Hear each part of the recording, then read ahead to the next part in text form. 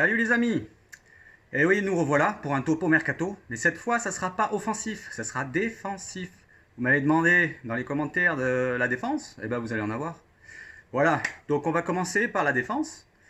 Et avant de commencer pour le mercato, je tenais à faire une petite dédicace à Steve, supporter of Marseille.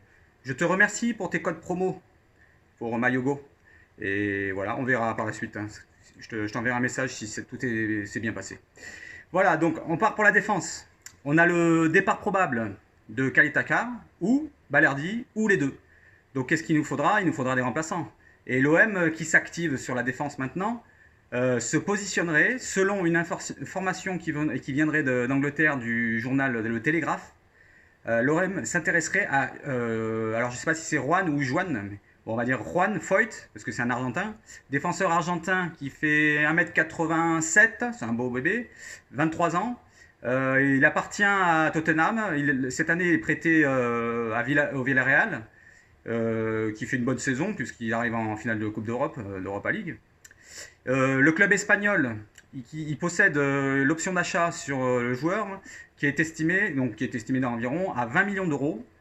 Donc le sous-marin jaune, le surnom du club espagnol, n'a pas les moyens pour se permettre de le prendre, et je pense que l'OM pourrait s'immiscer dans la brèche et pourquoi pas faire une offre, une proposition.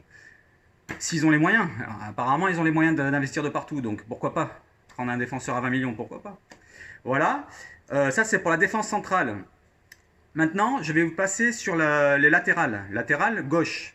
Ça fait des années quand même que l'OM piétinait pour un arrière latéral gauche pour concurrencer Amavi.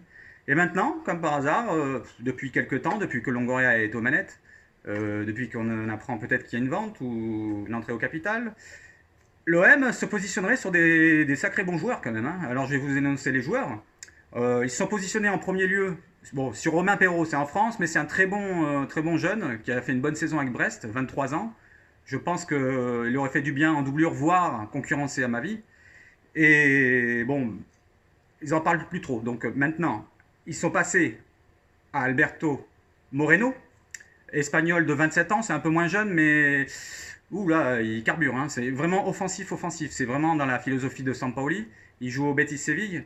Et bon, là, je sais pas où ça en est. Et apparemment, il serait passé à autre chose en Espagne, un peu plus gros encore. Peut-être pas le joueur, mais déjà le club.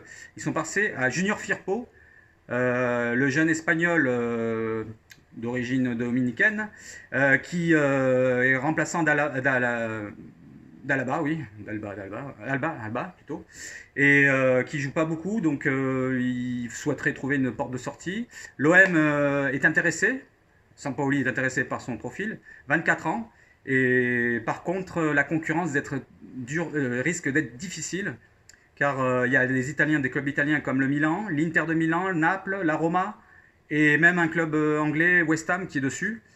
Voilà, donc on va voir si l'OM a vraiment les moyens, pourquoi pas aussi prendre un autre joueur comme ça. Voilà, ça nous fait un joueur, deux joueurs, trois joueurs, quatre joueurs, cinq joueurs, je ne sais pas combien de millions qui sont balancés comme ça, et apparemment il n'y a pas de vente. On s'invente des choses, où il n'y a pas d'entrée au capital. On verra bien, mais là ça devient quand même...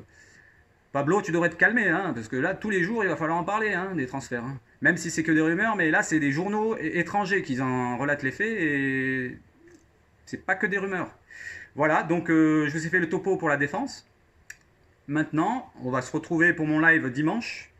J'espère que vous viendrez nombreux et on va bien s'amuser. Donc à dimanche les gars.